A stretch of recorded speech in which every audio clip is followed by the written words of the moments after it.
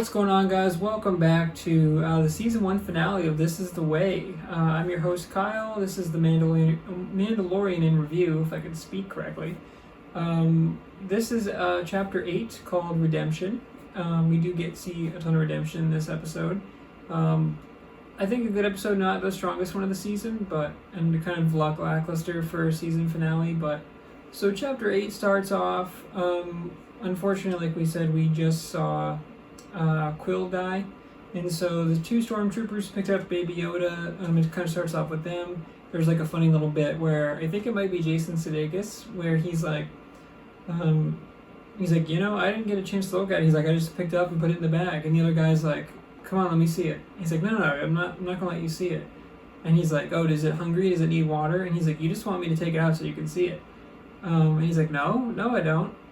There's like a quick scene where they're like, stormtroopers are like famously bad for having like laughably bad aim, and so they're shooting, like there's like a can that's really close by, and it's funny because they're like shooting it and like just clearly missing badly. So that was a good little bit to like the famous or infamous really attribute that the stormtroopers have. One of the stormtroopers does punch Baby Yoda a couple of times, so I'm not cool with that. But eventually what happens is we see IG-11 come through, and he's like, I'm the nurse droid. He's like, it is my responsibility to protect this child. He's like, please give it up to me. And they're like, no, we can't do that. And IG-11 like takes one of the stormtroopers' hands, like breaks it like 4 different places and kills the other one. And then he gets on the bike, puts Baby Yoda in, like takes the sack, and then he's off. And then that's the title card, chapter 8, Redemption. And then we get this awesome scene where Moff Gideon knows all 3 of the warriors that are in there. He brings up, that are pinned in the building. So he brings up Kara's character and says, like, I was going against you in these wars or some sort of battle, because they put out like a 50 cal gun. Basically, he calls it like the E-Web. He's like, you guys might know this, and he like says like, because Mando, like, it was vaporizing all the Mandalorians on this planet, and Kara on this planet, and then like he knows Carl Weathers' character too. Carl Weathers is just like downing shots. So that's funny. They're trying to figure out how to escape here. They're vastly outnumbered.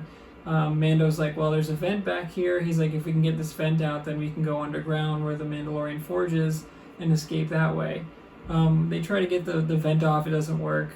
So they're trapped here, and they're like, we don't know what we're gonna do. That's when IG-11 comes in on the speeder bike. He says like serve and protect, or not serve and protect, but he says something really cool that I completely wish I remembered because it was badass. But he comes in on like through the bike, and he's like spinning around doing his thing, and he's killing stormtroopers left and right. He comes down and like takes a bunch of them. That's when they decide to they see IG-11 and they decide to start attacking. Because Moff originally gives them till sundown to come out. But IG-11 is like, no, that's not going to work. So they take out a good amount of the stormtroopers before they kind of get tossed back. Mando takes a couple big shots, and they have to drag him back into the building. And then Moff is like, burn them out. And then this is where we get a sick scene of a stormtrooper, which I don't think we've seen this in Star Wars before. It's got like the red stripe. It's a flamethrower unit, but it's like the classic white stormtrooper with a red stripe and like going down. Super cool. He comes in and he's flamethrowing the whole building. It looks like they're done for. They got nowhere to go. IG-11 is like, hey, I can get this vent off. And then Carl Weathers is like, man, I love IG units. But he's working on that. But they're running out of time, and the flamethrower comes in. He knocks down the door. And then he's like just about to light them up with fire. And that's when little Baby Yoda saves the day. He focuses up, closes his eyes, and he stops the flame. Not only does he stop the flame, he shoots it back up and absolutely murders the stormtrooper. Like, that dude is dead 100%. Like, Baby Yoda is now wanted for murder. But he saves their lives, and then he like falls asleep because he used all his energy, so he like passes out, which is always cute.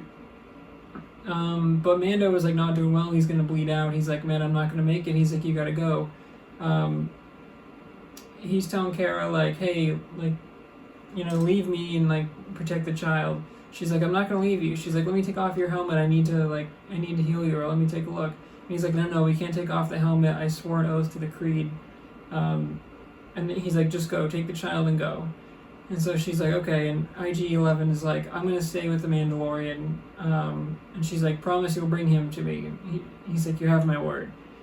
So they go down the vent, and IG-11 is like, okay, I do need you to remove your helmet because in order to save you. And he's like, I can't take off my helmet in front of any living thing. And he's like, well, I'm not a living thing, dude. I'm a robot.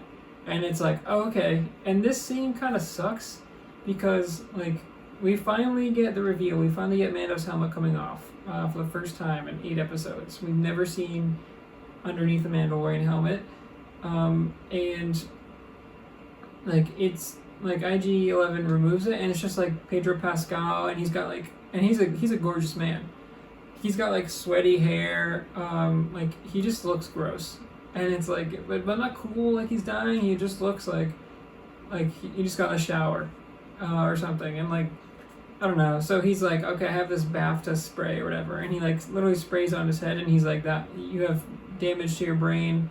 He makes a joke where he's like, your central processing unit. He's like, you mean my brain? He's like, that was a joke. It was supposed to ease you. So that's a good little bit there. But he's like, basically in a few hours, this will heal you. So he saves his life with some first aid spray basically, and puts his helmet back on. So Mando still has never taken his helmet off in front of another living thing. Although we did have that weird scene back in episode 4, I think it is, where he's in the village and literally just takes his helmet off right in front of a window. But we're nitpicking there. So they catch up, basically. Eventually they go down to a lava boat. There's a flow of lava, and then there's a droid ferry that takes you down, a gondola, basically. I don't know if that gondola is the right word, but whatever they use in Italy or France or whatever when they're singing the song and they're rowing the boat. So they get in there. There's a quick joke where the droid comes to life and he starts rowing the boat. He's like, where do you want to go? But basically, they're going towards the end of the tunnel, literally the light at the end of the tunnel, and Mando scans it, and he's like, there's a whole platoon of stormtroopers at the mouth of the tunnel. They're we're screwed. Because we're stuck in the boat, we can't go around, it's molten lava. There's a funny bit where IG-11, when they're getting in the boat, he says, watch your feet, it's molten lava. She's like, yeah, obviously.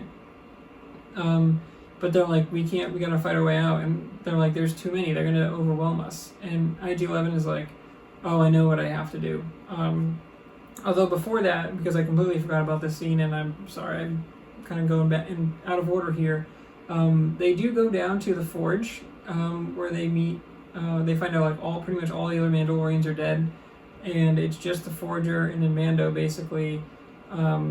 And she tells Mando this story about how Baby Yoda is a foundling, and she's like, you are its dad, you have to, until you return it to its people. It's cool because she's like, you've earned your signet, you are a clan of 2, and she makes the Mudhorn signet on Mando's armor, and he's finally got that. But that's a cool little scene. And then the stormtroopers come in actually after that, and there's an awesome scene where she just messes them up with the tools. She's got a hammer and a forge or whatever, a welding tool, and she literally smashes, cracks one of the stormtroopers' helmets off. It's really violent. She throws some dude into the forge. So yeah, that's awesome. The forging lady is awesome for Mando, but that happens before, and then eventually they do go down to the lava pit. So back to the lava pit, or the stream of lava. IG-11 is like, look, oh, I'm sorry, that's also where Mando gets his jetpack too, so that's a big moment. But she's like, IG-11, hold this until he's ready to use it, or until he's healed enough to use it. And so at the end of the tunnel here, IG-11 is like, I can't hold this for you anymore. He's like, my protocol says I have to self-destruct as it cannot be captured. And Mando's like, no, we're gonna blast our way out. And he's like, no, we can't make it through this. We will get captured if we try and do that. And he's like, I have to blow up. And Mando's like, no, don't do that. And he's like, it's okay, you don't need to be sad, I was never alive. And he's like, I'm not sad. He's like, no, you were definitely sad, I read your vitals. So that's a good bit. IG-11 is awesome. I think he might be voiced by Taika Waititi, who did Thor Ragnarok. He actually directed this episode, and he's usually really good with humor. He was Korg in Thor Ragnarok too, so it was really cool to see him direct this, and I think he may have been IG-11 too, I'm not sure, but yeah, he's like, I have to self-destruct, so there's like a cool moment where he's like slowly walking through the lava and just blows up, and it takes out all of the stormtroopers, so he literally saves their lives, and we think we're in the clear. And then we see Moff Gideon's awesome TIE fighter coming in. Like every TIE fighter scene the first time around, it misses, even though they have like really good targeting system. He misses with the shots there. They come back around and they're like, I don't know what we're going to do. Like, he won't miss a second time. And Mando's like, I have a plan. He puts the jetpack on, fires up as he comes back around. He hooks onto his TIE fighter. There's like a cool couple moments where he's like going around. Like in the air trying to get him off. He's like trying to plant a grenade on one of the wings, but one of them falls off, and then Mando finally does get that grenade on there, and goes off, and Moff's TIE fighter kind of explodes and goes crashing into the ground there. Mando kind of goes back down. He's got Baby Yoda. We think everything's good to go. But they don't check on Moff. They don't check to make sure he's dead at all, which is weird. I know it was a violent crash, but at the end we find out Moff is actually not dead, but we'll get to that in a second. But Mando's like, all right, cool. Carl Weathers is like, hey, this clears your name. He's like, you'll have your guild rates will go up. He's like, you'll have the pick of the litter for bounties. And he's like, come back anytime. And he's like, honestly, I got some more pressing matters. And he looks at Baby Yoda, and he's like, he's got to bring Baby Yoda to his planet.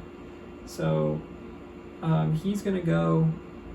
There's like a nice quick burial scene with Quill where he leaves his like helmet there, his mask, and he goes. We find out Moff Gideon is alive at the end with the dark saber. He literally cuts through. That's a cool reveal, and that's the end of season 1. So for this one, I didn't think it was as good as last episode. Like, there were cool moments, but it was a lot of like standing in the same place, which again I've talked about in the past. I don't really like. I want there to be more variety in the landscapes and the locations. That's kind of what makes Star Wars great. So this one I'm going to give an 8.5. It's a good episode. The stuff with the jetpack and Mando going after Moff is cool, but I liked the last episode better. There seems like there was more suspense, so it's sad to lose IG-11, but that was a cool moment of sacrifice that he could save the group there, to show how he's come from the pilot where he was just programmed to kill Baby Yoda. Now he ends up saving him, so that's all cool. 8.5. I think it's like not the best episode of the first season, but it kind of wraps everything up slightly well. It does. It's cool because Mando does get his next assignment where he's like, okay, now he needs to bring Baby Yoda back to his people, so now he needs to find that. He's not just like looking for bounties or not just like escaping from the guild.